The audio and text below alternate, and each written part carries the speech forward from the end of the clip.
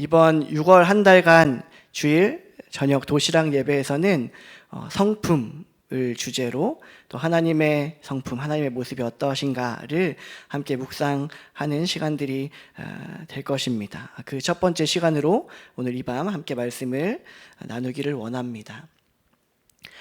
세상은 우리에게 끊임없이 강해지라고 요구합니다. 맞을까요? 네, 약해져라 말하지는 않는 것 같고요.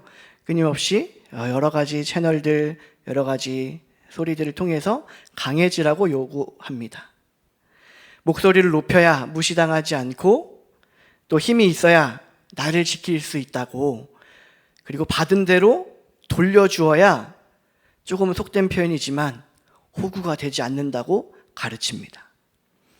그래서 어쩌면 우리는 매일 눈에 보이는 힘을 기르기 위해 전쟁 같은 하루를 또 하루를 살아가기도 합니다.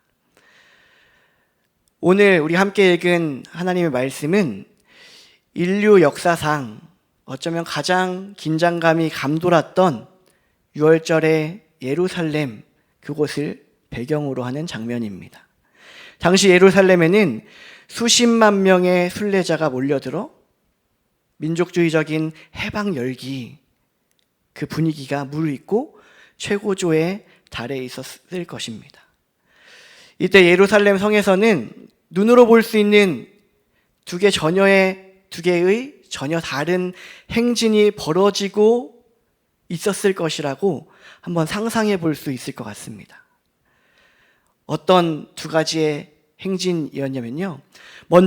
첫 번째로는 서쪽 문에서의 행진, 로마 총독인 필라투스, 본디오 빌라도라고 불려지는 그와 또 그들의 행진이었을 겁니다. 밀란을 예방하고 또 진압하기 위해서 가이사랴에서 군대를 이끌고 입성한 아주 거대한 군대였을 것입니다. 번쩍이는 철제 갑옷, 또 무시무시한 창과 방패, 그리고 거대한 군마를 앞세운 행진이었습니다. 이것이 세상이 말하는 강함, 즉 힘으로 상대를 짓밟는, 그래서 오늘날 우리에게도 전해지는 그 팍스 로마나의 위세이기도 했습니다. 그리고 다른 하나의 행진은요, 동쪽 문에서의 행진, 바로 예수 그리스도의 행진이라 말해볼 수 있을 것 같은데요. 같은 그 즈음에 감람산 방향에서 예수님이 입성하십니다. 그런데 그분의 모습은 너무나 초라했습니다. 군마가 아니라 볼품없는 나귀였습니다. 그것도 아직 다 자라지 않은 나귀 새끼. 그 새끼 나귀를 타고 터덜터덜한 그 걸음 가운데 들어오셨습니다. 세상의 눈으로 보면 로마의 군마는 강함일 수밖에 없고, 예수님의 나귀 새끼는, 다 자라지 않은 그 새끼 나귀는 약함일 수밖에 없겠지요. 그러나 성경은 오늘 이 나귀를 타신 예수님의 일련의 일들, 일련의 사건이라 할 수 있는 이 이야기들을 통해서 전혀 다른 이야기와 전혀 다른 방향을 우리에게 비추시는지 모르겠습니다. 군마를 이기는 새끼 나귀를 타신 이가 드러내는 것, 그것이 바로 오늘 우리가 함께 나눌 예수님의 성품, 그 가운데서도 온유에 관한 것입니다. 우리는 보통 온유라는 단어를 말하고 떠올리면 보통 이렇게 생각하실 겁니다. 성격이 유하고 부드러워서 또 그 행동의 결과로는 거절도 잘 못하고 또 더 나아가서 늘 당하고만 사는 착한 사람, 그에게 있는 것이 온유인가? 이렇게 떠올리시기가 대부분일 것입니다. 하지만 성경이 말하는 온유는 결코 그 나약함이 아님을 우리는 오늘 묵상하며 살펴보기를 원합니다. 오늘 말씀 5절에서 마태는 스가랴 선지자의 예언을 인용하면서 예수님을 이렇게 소개합니다. 시온 딸에게 이르기를 내 왕이 내게 임하나니 그는 겸손하여 나귀 곧 멍에 매는 짐승의 새끼를 탔도다 하라. 우리말 표현 겸손하다라고 표현된 부분, 이 부분은 또 이 부분에 해당된 표현이 프라위스라고 하는 헬라어 말인데, 이 말은 또 성경의 다른 부분에서는 온유하다라는 의미로 번역되기도 하고요.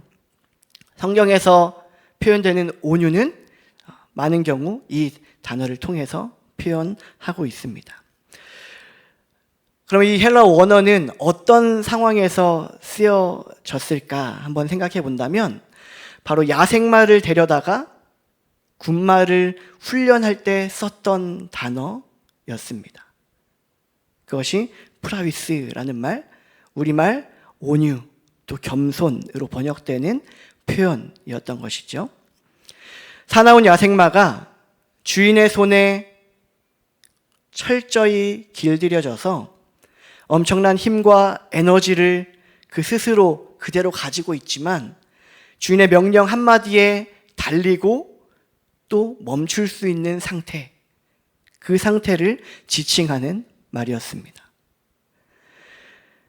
그렇게 온유라고 하는 것은 힘이 없는 상태가 아니라, 그래서 어떤 힘도 쓸 수 없는 상태가 아니라, 사나운 야생마가 주인의 손에 철저히 길들여져서 가공할 만한 힘을 가지고 있지만 주인의 뜻을 위해서 그 힘을 완벽하게 통제하는 상태, 컨트롤하는 상태, 그 상태가 바로 온유라는 것입니다.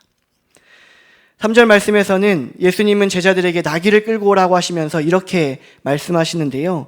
만일 누가 무슨 말을 하거든 주가 쓰시겠다 하라. 우리가 고백하는 예수 그리스도, 예수님은 온 우주의 주인이십니다. 모든 힘을 다 동원하고, 표현하자면 이른바 하늘 군대를 동원해서 로마를 단숨에 쓸어버릴 강함이 있으신 분입니다. 온 천지의 소유주이신 분이 도리어 나귀 새끼가 필요하다, 이렇게 말씀하시는 거죠. 그 엄청난 주권과 전능함을 가지고 계시면서도 인류의 구원, 그러나 사람을 건져내시려는, 하나님의 품 가운데서 이탈한 우리를 건져내시려는 그 아버지 하나님의 뜻을 이루기 위해서 그 거대한 힘을 스스로 통제하시고 조용히 나귀 새끼 위에 당신을 묶으시는 것입니다. 이것이 성경이 말하는 진실로 강함, 곧 길들여진 강함, 온유입니다. 이 길들여진 강함으로서 온유를 생각할 때 우리는 성경의 한 인물을 또 떠올려 볼 수 있는데요. 머릿속에 혹시 떠오르는 인물이 있으실까요?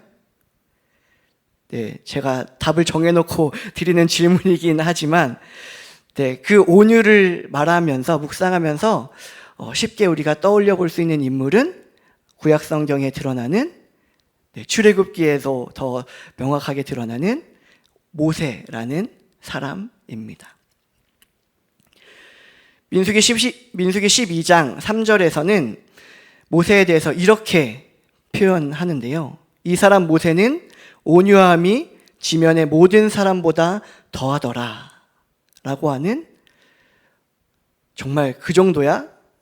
이렇게 여겨질 만큼의 극찬을 하는 것 같습니다. 하지만 여러분, 모세가 처음부터 마치 우리 표현처럼 성인 군자 같은 온유한 사람이었을까요? 그렇지 않았음을 우리는 보게 되는데요. 그의 인생은 거친 야생마가 하나님의 손에 어떻게 길들여져 가는지를 보여주는 한편의 이른바 드라마 같은 드라마틱한, 말 그대로 그러한 인생을 살았던 한 사람이었죠. 모세의 삶의 과정은 크게 세 단계의 훈련 과정을 거쳤다, 이렇게 그러한 관점으로 살펴볼 수도 있을 텐데요. 첫 번째 시기는 혈기왕성한 이른바 야생마의 시기, 그 40년, 애굽에서의 40년이었을 겁니다. 모세의 나이 40살 때 그는 이미 애굽의 왕자였습니다. 당대 최고의 학문을 배웠고 최고의 무술을 그 몸으로도 익혔습니다. 젊음과 권력과 힘을 모두 갖추고 거머쥔 그야말로 펄펄 나는 야생마였습니다. 어느 날 동족이 고통받는 모습을 보고 그의 마음속에 의분이 일어나죠. 그는 자신의 힘으로 그 동족을 구원하겠다며 주먹을 휘둘렀고 애굽 사람을 쳐서 죽음으로 몰아가서 모래 속에 파묻었습니다. 이때의 모세는 어떤 모세였을까요? 힘은 있었지만 통제되지 않는 힘이었습니다. 주인의 통제를 받지 않는 거친 그 야생마와 같은 힘은 결국 살인이라는 그 파괴적인 결과와 또 도망자라고 하는 그 비참한 현실을 그에게 가져다 주었습니다. 그리고 두 번째 단계의 모세의 삶을 정리한다면 힘이 빠지고 깨어지는 시기였던 미디안에서의 40년, 미디안 광야에서의 40년이라고 이야기할 수 있을 겁니다. 살인자가 되어서 도망친 곳은 아무것도 없는 미디안 광야였습니다. 왕자의 옷을 벗고 거친 목자의 옷을 입었습니다. 화려한 궁중 음악 대신에 양떼의 울음소리를 들으면서 모세는 무려 40년 동안 철저한, 정확하게 무명의 시간을 보냅니다. 그의 존재가 어디에도 드러나지 않을 만큼, 표현하자면 세상에서 지워져 버리는 시간이었을 겁니다. 자신의 스펙도 또 인맥도 힘도 다 사라지고 주름살만 늘어가는 그곳에서 모세의 자아는 정말 산산조각 깨어졌을 겁니다. 40년 전에는 내가 하겠다고 펄펄 뛰던 야생마가 이제는 하나님이 호렙산 떨기나무 불꽃 가운데서 도리어 부르실 때 내가 누구이기에 가리이까? 나는 입이 뻣뻣하고 혀가 둔한 자입니다. 라고 핑계를 대면서 철저하게 낮아질 수밖에 없는 그 자아의 지경에 이르렀죠. 이때의 모세의 모습은, 이때 하나님께서는 모세의 힘을 빼신 것이 아니라 그 힘이 어디로 다시 향해야 하는지, 그 힘의 방향을 하나님께로 돌리는 길들이기의 과정을 진행한 시간들 아니었을까요? 그리고 세 번째 마지막 단계의 그 과정들은 주인의 손에 완벽히 통제된 명마의 시기라고 표현할 수 있는 출애굽의 40년 동안의 기간, 그 기간일 겁니다. 마침내 80세가 되어서 하나님의 손에 완전히 길들여진 모세는 이스라엘의 지도자로 섭니다. 신기하게도 힘이 다 빠진 줄 알았던 모세가 하나님의 손에 붙들리자 홍해를 가르고 그를 통해서 발을 쳐서 물을 내고 또 애굽을 무너뜨리는 가공할 만한 능력을 나타냅니다. 힘이 없어진 게 아니라 그 힘을 움직이는 고삐가 모세 자신이 아니라 하나님의 손, 그분의 손에 쥐어진 것입니다. 이 곱비 풀리지 않는 온유함이 가장 빛났던 순간이 앞서서 말씀드렸던 민수기 12장의 부분이었습니다. 모세가 온유했다라고 하는 표현은 모세가 힘이 없을 때, 저 광야에서 그저 아무도 모르게 있었을 때 그가 온유했다 표현하는 것이 아니라 가장 믿었던 형 아론과 누나 미리암이 지도자로 선 모세를 비방하며 공격할 때 모세를 표현하고 소개했던 표현인 것이죠. 옛날 같았으면 당장 혈기를 부리며 칼을 들었을 그러고도 남을 모세였을 겁니다. 여전히 그들을 심판할 영적인 권세의 힘이 그에게 다시 주어지기도 했던 시기인 것이죠. 그러나 모세는 어떻게 했을까요? 침묵합니다. 대적하지 않고 맞서 싸우지 않고 그 거대한 힘을 하나님의 주권 아래 꾹꾹 눌러둡니다. 고삐를 쥔 주인이 멈추라, 그렇게 말씀하셨기에 그는 멈췄을 것입니다. 멈추어 있었을 겁니다.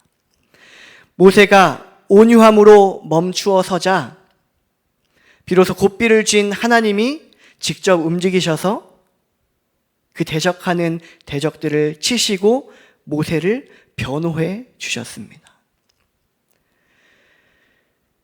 이렇게 표현한 모세의 삶은 실로 위대하기도 했지만, 그러나 또 한편으로는 여전히 인간이었기에 완벽하다고 할 수는 없을 겁니다. 완벽하진 않았습니다.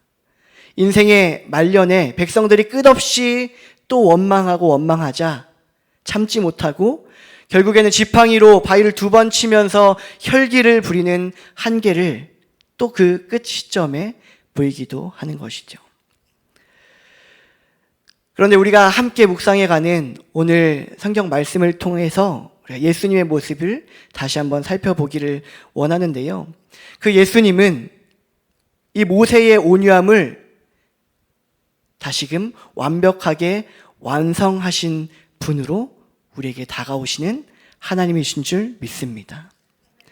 예수님은 사실 실제로는 모세와 비교할 수 없는 천지의 창조주이십니다. 십자가에 못 박히실 때 상상의 나래를 펼쳐보자면 마음만 먹으면 마치 소위 12군단이 더 되는 천사들을 불러서 그 예수님 주변에 있던 로마와 종교 지도자들을 흔적도 없이 싹 쓸어버리실 수도 있었을 겁니다. 그것이 그리 어려운 일은 아니었을 테지요. 군중들은 호산나를 외치면서 칼을 든 군마탄 왕을 기대했습니다. 하지만 예수님은 그 힘의 유혹에 단 한순간도 흔들리지 않으심을 우리는 묵상하게 됩니다. 자신을 배신할 군중들, 자신에게 침뱉고 채찍질할 로마 군인들을 향해서 단 한 번의 혈기도 부리지 아니하시고 하나님의 구원 계획이라는 우리를 건져내시려는 그 하나님의 마음에만 집중하시고 그 하나님의 손에 자신에게 메어진 그 고삐를 완벽히 넘기신 모습으로 우리에게 보이십니다. 그리고 온유함의 정점인 십자가에서 죽으심으로 칼과 창이라는 그 세상의 강함을 완전히 굴복시키셨습니다.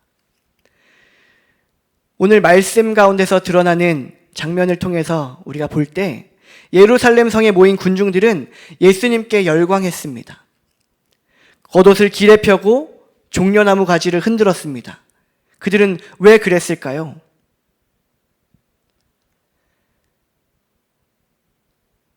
예수님이 탄 나귀 새끼 나귀는 보지 못하고 그분이 장차 로마를 짓밟을 군마를 비로소 타실 것이다, 그렇게 착각했기 때문 아닐까요? 하지만 예수님이 끝까지 군마를 거부하고 십자가의 길을 가시자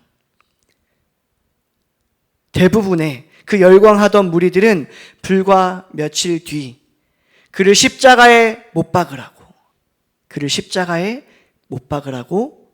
그렇게 소리 높여 다시 외치는 이른바 폭도들이 되었습니다. 오늘 우리는 어떤 예수님을 따르고 있습니까? 혹시 내 삶의 문제를, 내 삶에 여겨지는 그 억압과 같은 그 고통이나 어려움들을 힘으로, 돈으로, 권력으로 더 큰 목소리로 짓밟아서 이기게 해줄, 마치 로마의 군마를 탄 메시아를 또 우리도 구하고 있지 않은지 질문하며 묵상해 보게 됩니다. 잠언 25장에서는 우리에게 또 하나의 위대한 지혜를 이야기하며 우리를 인도하는데요. 오래 참으면 관원도 설득할 수 있나니 부드러운 혀는 뼈를 꺾느니라 라고 하는 표현입니다. 단단한 뼈를 부수는 것은 더 단단한 망치가 아니라 오히려 아무런 뼈도 없는 부드러운 혀이다. 부드러운 온유이다 라고 표현합니다. 우리가 가정 안에서 갈등이 있고 어려움을 느끼고 또 서로 불편함과 고통을 당할 때, 또 직장에서 또 때로는 억울한 일이나 부당한 일이나 또 내가 기대하지 않는 일들로 어려움, 고통, 낙심, 절망을 느낄 때, 그리고 세상의 거친 공격 앞에서 그러한 상황에서 우리는 똑같이 혈기와 분노의 군마를 타지 않기를 간절히 바랍니다. 그것은 세상의 방식이고 또 결국 모두를 파괴할 뿐입니다. 내 힘과 자존심을 증명하려는 유혹 앞에서 내 힘을 하나님의 주권 아래 굴복시켜가는 우리의 삶의 걸음이 되기를 간절히 바랍니다. 하나님, 나에게 내 권리를 주장하고 보복할 힘이 있지만 주님의 뜻을 위해 이 힘을 통제하겠습니다. 나를 변호하지 않고 침묵하겠습니다. 주께서 행동하시고 일해 주십시오. 내 삶에 여전히 주께서 나의 고삐를 쥐고 잡고 계셔 주십시오. 이 고백이 우리의 기도가 되기를 간절히 원합니다. 이렇게 기도하며 우리 또한 새끼 나귀를 타는 그 용기를 가질 때 우리는 우리의 가정과 또 우리의 일터나 삶의 자리 속에서 거친 분노가 떠나가고 하나님의 진정한 평화가 임할 것입니다. 우리에게 주시는 삶의 시간들이 또 우리에게 나열될 것입니다. 하루하루 한 걸음 한 걸음, 한 시간 한 시간을 걸어 나갈 때 힘을 과시하는 로마의 군마를 내려놓고 하나님의 뜻에 온전히 길들여진 온유의 나귀를 타고 걸어가 보기를 원합니다. 그렇게 걸으면서 세상의 강함을 전복시키면서 우리 안에 계시는 그분을 누리는 모든 하나님의 사람 되시기를 간절히 바랍니다.